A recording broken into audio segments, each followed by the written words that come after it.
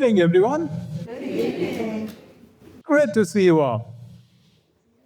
Congratulations to all the winners, honorees of this evening. Let's give a round of applause.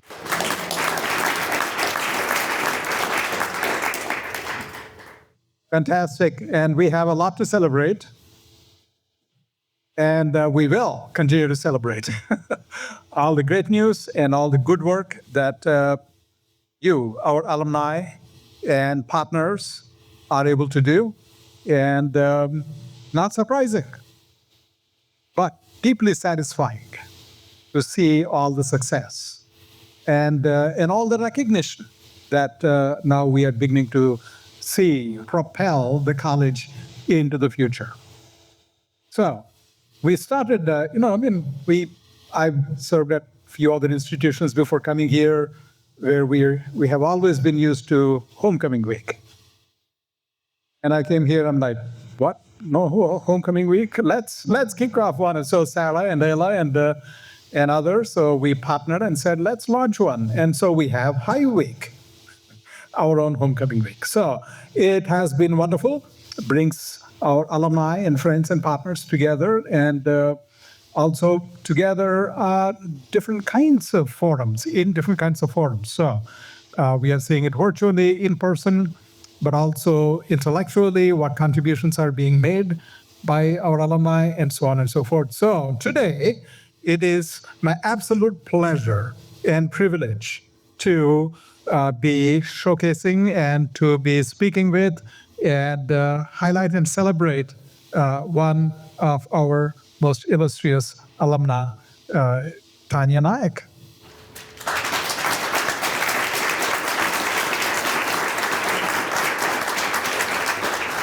So Taniya and we met I think 2019 when I came. Within a week of my arrival, I think.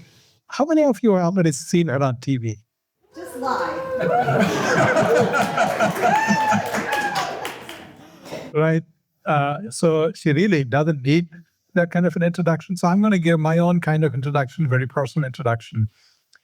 It's so BAC kind of story. This morning I spoke to a number of you, I think, when I shared about the journeys at the BAC, excuse me. See, I am already touched and emotional.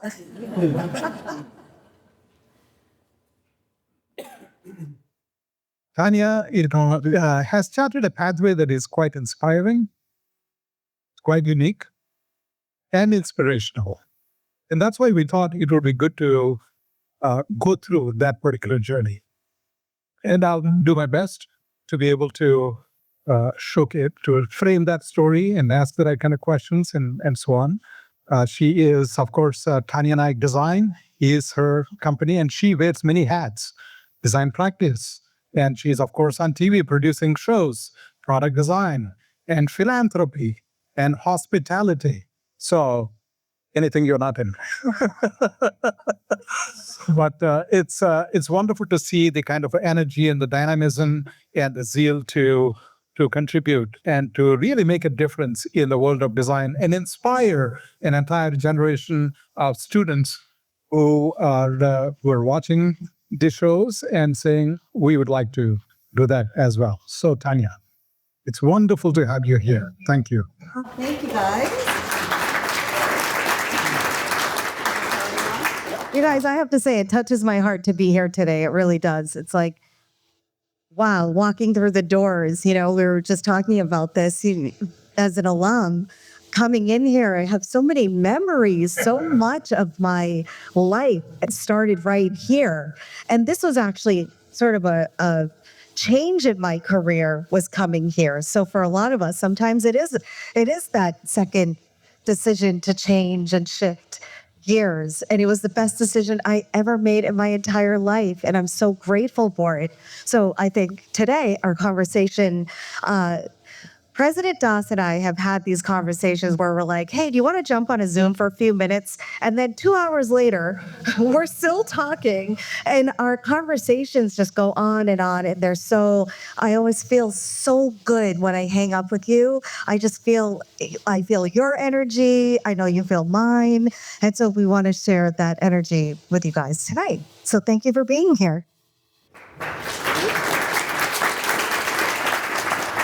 I think we are running radio. I wanted to bring out an expert from QVC. You might know her best from HGTV, Food Network, or ABC. HGTV's most successful renovator. Trust me, I may look little, but I pack a mean punch. So we brought in the big guns. Yes. Our dear friend, Taniya Nayak. From the great Christmas light fight. On with me now is the beautiful Taniya Nayak. Please welcome my friend, Taniya Nayak. 3, 2, 1, light it up!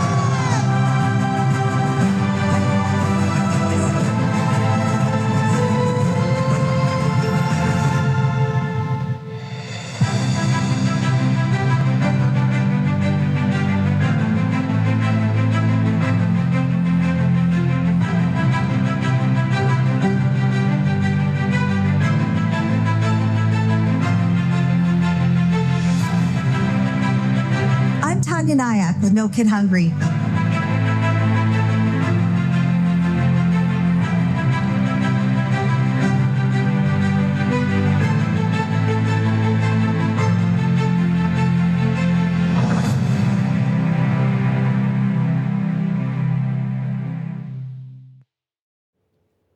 Excellent.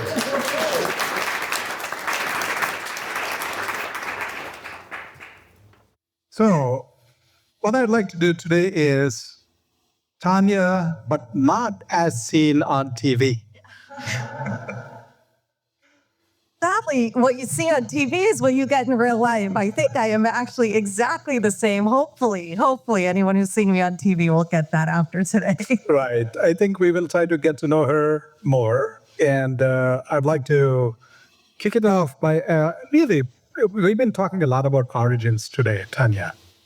And, one of my favorite things to ask our students and our alumni is, what is your journey before you came to the BAC? What brought you to the BAC? And I am invariably inspired by that story.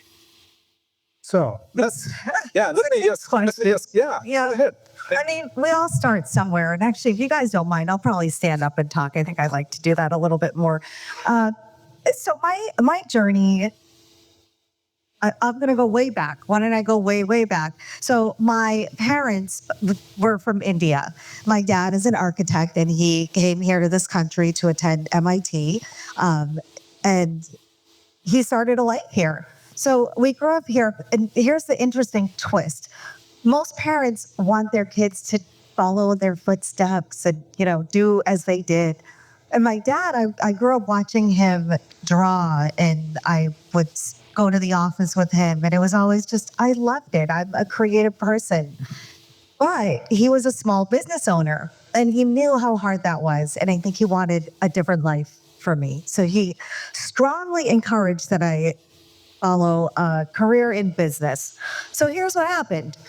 It was the wrong peg for the wrong hole. And so I ended up going and I studied, I did my undergrad in business marketing. And I was so happy I got that degree. I'm very, very happy. I still use it every day. You can never go wrong with marketing. However, the jobs that I had were not exactly the jobs that I was cut out for. For example, I was selling hearing aids at one point. I mean, did not sell a single one because I would just go to these lovely nursing homes and sit and chat and have coffee with these beautiful people and clean out their hearing aids and give them back to them in perfect working order. I never made $1. So that was out. Next, I always bartended. Thankfully, that's how I met my hubby. So luckily, because I was bartending, I always had some money coming in. And it gave me the opportunity to say, okay, if I don't love what I'm doing, then I have the ability to kind of try something else out. And I knew there was a moment I had when I remember going to bed and thinking, I am just too young to be doing a job that I don't love for the rest of my life. So I woke up the next day and I marched right into the BAC and I signed up for the master's program. It wasn't interior architecture back then, but it is now. And I remember not telling my parents that I was going to sign up for a master's degree. Can you imagine that? Do you think I was going to get tattoos and piercings? And I didn't want to tell them that. I was going to get my master's in what my dad did. So I just didn't want anyone to talk me out of it. I wanted to follow my heart. I wanted to do exactly what felt right. And boy, let me tell you something, the best decision I ever made. And one of the things that I will say is that when I was here, Richard Griswold had sent an email to the entire school. And he said, hey guys, there's a show on ABC and they're casting for some designers, but they were casting all over the place. It wasn't just here. He said, I would highly encourage you to go audition and it'll be a great learning experience. I was like, oh, well, that sounds good. You know what I mean? I'll go and do that and see what happens. And I remember going to the audition, no expectations. I was just doing it because I thought it would be fun and a cool experience. And then look what happened. And here we are. Say they spotted the right talent, didn't they? Yeah, it's validated there. So I think next question is, Tanya, obviously there was interest. They discovered you and you discovered them. When did that turn into commitment? When did you really feel that was a career path? Yeah, well, I did the show and I remember thinking, what? I'm getting a paycheck for this? Like, this was crazy. It was so fun. And I was just having a blast. And the interesting thing about it was, as I'm designing, I remember back then it was before SketchUp and Revit, and we were doing CAD drawings and extrude. I just learned how to extrude, and make it 3D. And so I'm doing these, taking it into Photoshop and rendering them to do renderings for the show and to show. Let me just tell you what the show was about. It might help you visualize better because I know we're all visual people. The show was called Knock First. And basically, we would kick the parents out of the house and we would renovate and redesign a teenager's bedroom. The cool thing about it was the reveal was actually for the parents. And the kids were the ones helping to put this room together. I had to sell the kid on what this design was. And it was so cool because, we were telling a story about that kid through the design of their room. They're a skateboarder. We're going to make a headboard out of a skateboard ramp or, one of those half pipe ramps. We're going to do decks as, pretty literal stuff. But it was so fun to see them get engaged and the impact it had on them as young people and how much design meant to them in their, in this whole process. And when the parents came in, they were like, Mom, look at this. Dad, look at this. Look at what you did. It was just such a cool show. But what I got to do was learn hands-on. I was working with art directors and designers, and they were teaching me because while I was learning everything here in school, I was getting this hands-on experience. And I just remember when the show ended, I was sobbing. I didn't expect that reaction. I'm like, who knew it would have that much of an effect on me? I thought, I really love doing this. So I ended up, somebody said, hey, Tanya, there's a Craigslist posting for a show on HGTV. So I responded to the Craigslist posting. I got my next job, and that led to the rest of my TV career. But I think when it's meant to be, it's meant to be. When you follow your heart, that transition, that decision to make a shift and move from marketing to something more creative, which is where I was supposed to be, it was like the gates opened up. You found your calling. I did. Yeah, Absolutely. and that was a moment when your redoing the kids' bedrooms, and Yeah. then you saw the kind of connection there and all that. So you began your career that way and never looked back. And in the process, you learned a lot about how to build a business. How did you make that a sustainable business? I mean, how many small business owners do we have here? Wow. It's so hard, right? Yeah, you should all give yourselves a round of applause for that. It's and especially in the world of design, it's challenging. I was lucky enough that I had a platform where I was doing these TV shows and people started to reach out, and they were saying, "Hey, can you help me with whatever?" But the problem is when it's HGTV, everyone's like, "Oh, we could do this for like $2,000 in 1 week." So that was always the tricky part. But I had an opportunity to do a show called Restaurant Impossible on Food Network. And at the time, my husband's a restaurant owner. Say hi, Brian.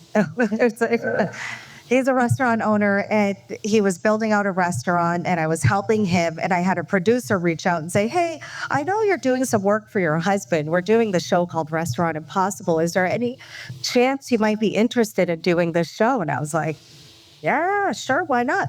So I went and I met with them, and here we are. Now we're doing restaurant renovations in 2 days, and it was like $15,000, and we're changing electrical walls. We're doing new bars, new seating, upholstery, flooring, everything. Literally in a 2-day turnaround. It was wild. So I forget what your question was at this point, but I definitely You built the business. do the business. Yeah, exactly. So now I specialize in hospitality because I had so much hands-on experience. I have an amazing team. We've done probably 25 Ruth's Chris Steakhouses across the country.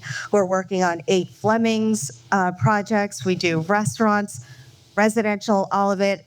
It's just, I love it. I love it. And I love doing that and doing the television stuff because I get the best of both worlds.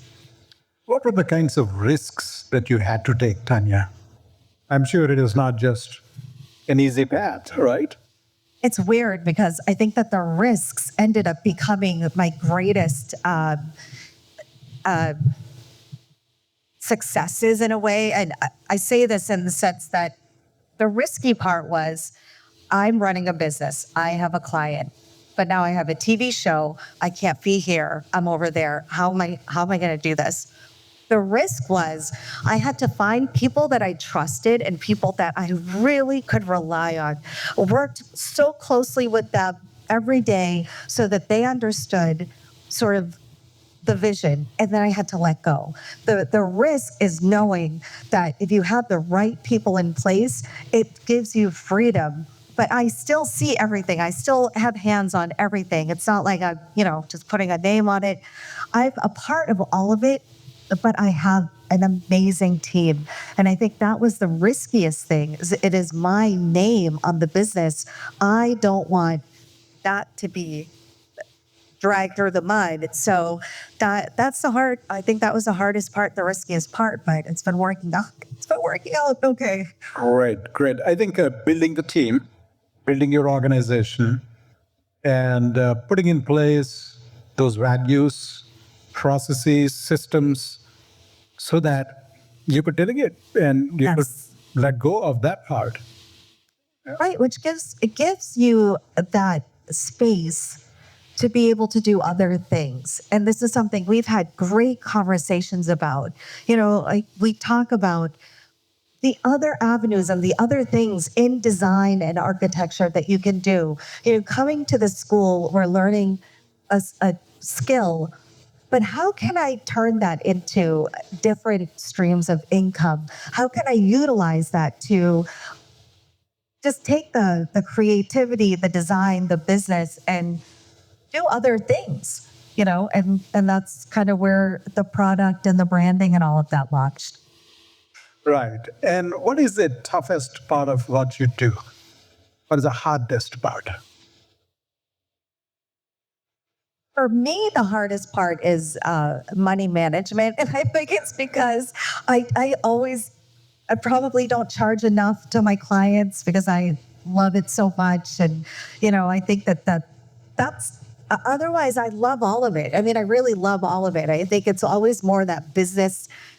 Our creative brains sometimes don't have the business. It's hard to get that perfect balance. They're the people that can do it. God bless them. I think it's, but yeah, that's probably my hardest.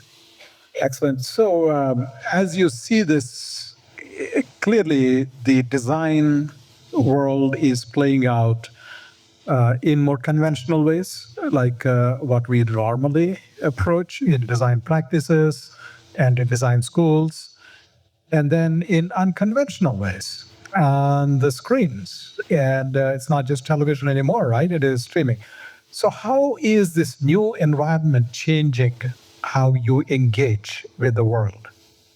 And has it changed since you entered the business? You talk about television? Yes. Yes. Okay. Television gives me a platform, and I'm very, very thankful for it. I don't take it lightly. I really, truly, I tell you, if you watch me on television, you will see the same person that's sitting right here. The thing that television, and this is what I try to share with other people who reach out to me. They say, "Hey, I want to be on TV," or they think it's glamorous, or they think it's a ton of money.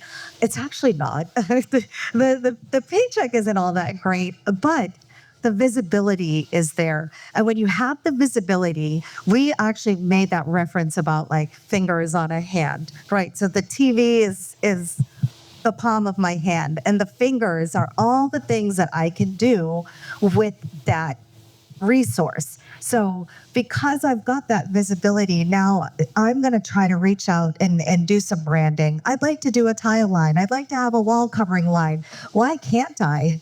Right? That's the biggest thing, is why can't you? Well, no one's stopping me. I see in my materials library all of these people who have wall covering lines and their names are on it. Why can't I have one? So I did it. so I went for it.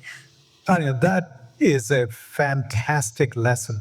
And I think we should all listen to it. Let me tease it out a little bit and unpack it. That what you're saying is that you built an asset by having this kind of visibility and building that platform. While that itself inherently is not necessarily producing the kind of revenue and such, but it is actually useful to drive and empower all kinds of other streams. Right. And that, I think, is a very important lesson, right? Absolutely, absolutely. And the thing that I'm going to dwell a little bit more on this wall covering for a moment. So I remember I was working on a Roots Chris project, and the GC didn't order the wall covering in time. Who's been down that road? Okay. Like all of a sudden now it's discontinued. And now not only do I have to find another wall covering, I have to find one in that price range. I have to find one that's readily available. It's a trickle effect, because if that wall covering doesn't go with everything else that we spec'd, and it's just a massive trickle effect. So I thought about this problem that I kept running into, and I am telling you, I asked all of my reps, can you introduce me to the president of your company? And some of them said, sure. Some of them were like, are you crazy? I said, no, introduce me. So I had a lot of meetings with various different people, and I explained to them the problem that was happening. I said, you guys think that a steakhouse will have this endless budget. They don't. Everybody has a budget. I know what those numbers are. I know what happens when this gets discontinued, and the trickle effect. Some artist that's helping you develop your wall covering does not know. I know a problem, answer to the problem. And so we developed a line that had one color, but a large scale print, a smaller scale print, a solid, a texture, and all of these colors work together. So I pitched this to them, and they were like, oh, yeah, that actually makes sense, And I said, I cannot have it be out of this price range, whether if it was like $20 a yard or whatever it was. So in getting that intel from me, they were intrigued. And so then we ended up working together. We were designing the art together. We were sampling the colors and we're still working on it. And now these wall coverings are being spec'd. They're in the spec books for Hiltons and Marriott's. And I will tell you, the one thing that I was really, really happy that I stood my ground on was that because I do hospitality design, you can use hospitality in residential, but you can't use residential always in hospitality commercial projects. So for me, it was like, oh, a Vegas hotel wants to buy 200,000 yards of my wall covering? That sounds a lot better than one accent wall in someone's bedroom, right? Scale. Yeah. This is fantastic. So, explain to us, if you will, Tanya, your portfolio of work, right? How do you allocate your time? Yeah, very simple. I know it's such an easy question. How do I allocate my time? I mean, I see the answer there, right? I'm cuckoo crazy most of the time, and then a lot of the time, I actually weirdly have a lot more downtime than you would think. For starters, I don't have kids, so that just frees up my time a lot more, than having to juggle a whole family. So there's that. But I just have a really great support network. I mean, my husband's been wonderful, and he's so supportive of if I have a show and it's a really exciting show, he's like, go, you've got to go. You'd be crazy not to do this. So I know I have his full support 100%. I have an amazing team, with my firm. So I know I have their support. But I don't know. I wish I had a real solid answer for you, but I think that we just find time to do the things that we want to do. We find time to do the things that we love to do. We find time to be with the people that we love. We find time to do the activities that we like to do. So I think I'm just in a position that I like a lot of different things. So I try to find the time for it. Yeah, this is great. And I think allow me to maybe reframe your answer in a way that, our students can also understand, which is, you do prioritize, you know what is important to you, and that you are able to free up the time, and that means you have the control over an agency over your time. Yes. Yeah. You're not just simply driven by, oh my God, I got to do this. You are actually able to orchestrate that, and that means you have the agency. Yeah. Over time. Yeah, and I don't want to paint a picture like everything is perfect all the time. It's not. I have my anxieties. I have my bad days. I have days where I'm so tired. There's all of that. So I definitely don't want to glorify any of it because I know we all have those days. Yeah, this is good. And I think one of the things that I do tell our students time to time is, I don't have enough time is not an answer. Right. You'll find the time. You'll have to find the time. You'll have to manage the time. You'll have to do it because that is a precious thing, right? I mean, that is finite amount of things that we all have just 24 hours in a day. And how we allocate it and how we use it is where the magic is. And having control over it is what you're telling us is where the magic can happen. Great. So I think let me zoom out and ask you a reflective question. Okay.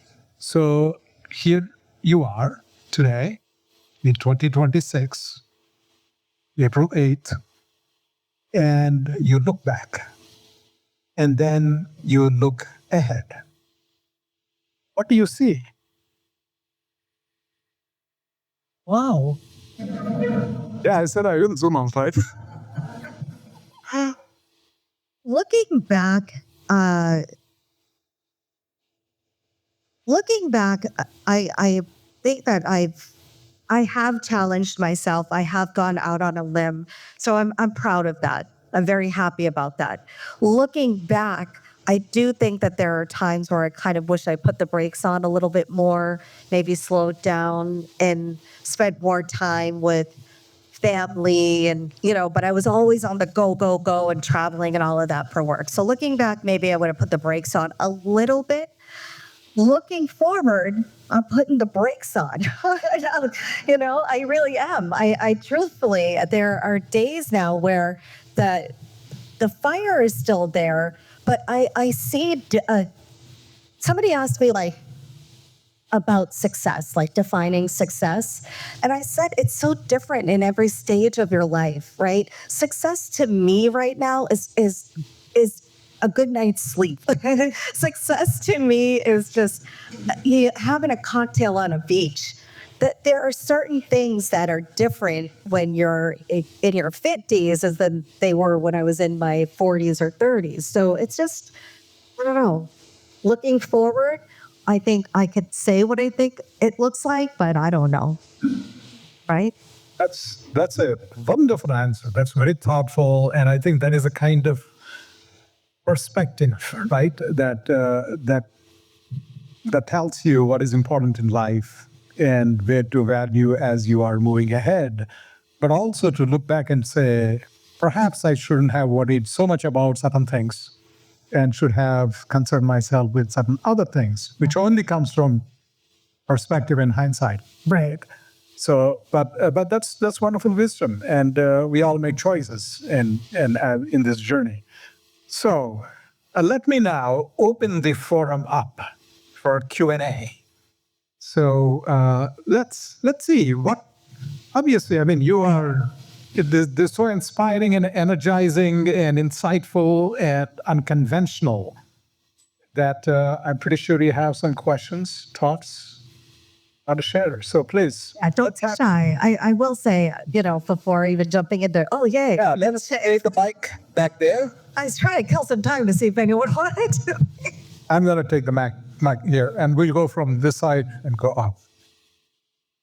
Hi, Tanya. Hi. Huge fan. Thank you. When you're designing people's homes, I think it seems like such an ominous task to kind of look at what your things are and kind of figure out how to zhuzh them up. What are kind of the little light bulb moments that your clients have when you kind of say, okay, I can work with this, but this is how it comes together? What are kind of the little things they say, oh, I didn't realize that's kind of so easy?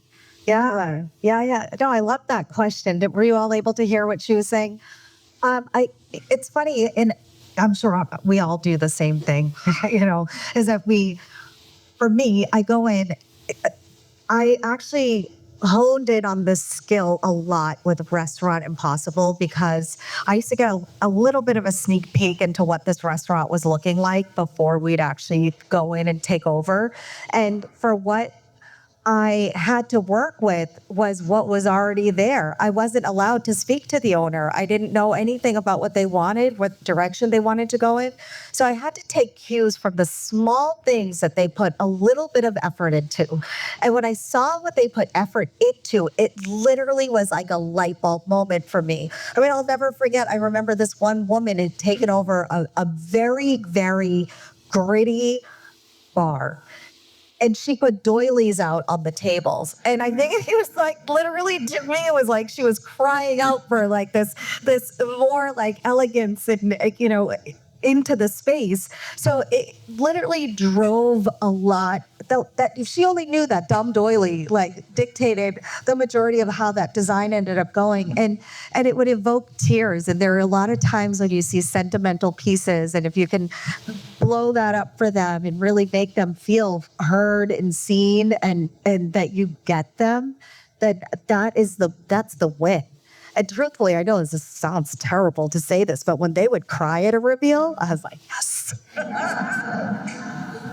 Yes. What's next? I can go there. Good evening. How you doing? Hi. Thank you for doing this. There are a number of things that you said which really resonated with me. Hi. One which really stood out was Ruth's Chris. I've had a 40-plus year relationship with Ruth's Chris. Oh, really? Yeah, Ruth is my side chick. And wherever she is when I'm traveling, I go to visit. So I was wondering, which Ruth Chris restaurants have you worked on? I wonder if I visited there or if I'm about to visit when I go to San Diego. Oh, sure, yeah. Well, first, let me address one thing of someone who's been going to Ruth's Chris for such a long time. I think that anyone who's a regular at a place, change is so hard. And so sometimes it's met with resistance. And we just have to be patient and let people accept the change and adapt to it, and it becomes part of their new world. So that was a little tricky for us at first. So we renovated the Boston location in downtown Boston. We did Waltham. I've done a bunch in Florida, Winter Park, Aventura. We did San Diego. We did Woodland Hills in California. So just, all over the place. New Jersey. Yeah. Thank you for your question. Hi. So I work in student life with Rich, actually. What is one piece of advice that you would give a current BAC student and someone who's about to graduate as well? Yeah. The piece of advice I would give is this industry is very broad. Okay, it's very broad. And I think we kind of, in our heads, we might think, okay, I'm going to do this and I'm going to do residential design, or I'm going to do landscape, architecture, whatever it is. But to be a little more fluid and go with, learn different things and try different things to see what really resonates with you. If something doesn't feel right, try a different avenue. I was explaining to somebody the other day that, when you have the title doctor, you could be a cardiologist, you could be a gastroenterologist, you could be a foot doctor. Like, they're all different specialists. And for us, a designer or an architect, it's a title, but there's so many different things that you can do as a specialist in that field. So to just be really open to trying different things. I think I went into it thinking I was going to do residential. I never knew I was going to end up in hospitality, and I love it so much. But it took a little leap of faith and a, trial and error. So. Great. Well, it just completely fills my heart, and I'm so excited. Taniya, thank you, and that we could do this finally, and we could join this wonderful group here in person and online as well, and share. It's just a glimpse of your journey and your wisdom and your love for the BAC. I love the BAC. Yes. Thank you. Thank you. Not too bad yet. Yes. Can I would love, thank you so much. You Absolutely. I mean, I'd be remiss to not do one shameless plug before I walk away from here. So on Monday, April 13th, I just finished filming a show on on HGTV called Rock the Block. It's a big competition show. We have 4 houses in a cul-de-sac, and there's 2 people on each team. So I was one of the contestants. So I have one of the houses, and we built a house in 6 weeks. They had framing and like concrete floors. And in 6 weeks, you literally could move in and cook in the kitchen, take a lime out of the bowl, and that was decorated. You could jump into bed and sleep. Like, it was fully furnished and done. But it is so fascinating to see these 4 identical footprints and how different each person's vision becomes. So if you guys are home, if you have HGTV, I would be so honored if you guys would tune in and catch it. It's going to be on at 8 o'clock on Monday. 8 o'clock on Monday. Let's rock the block. Thank you all. Thank you, Taniya. Appreciate it. Thank you, guys.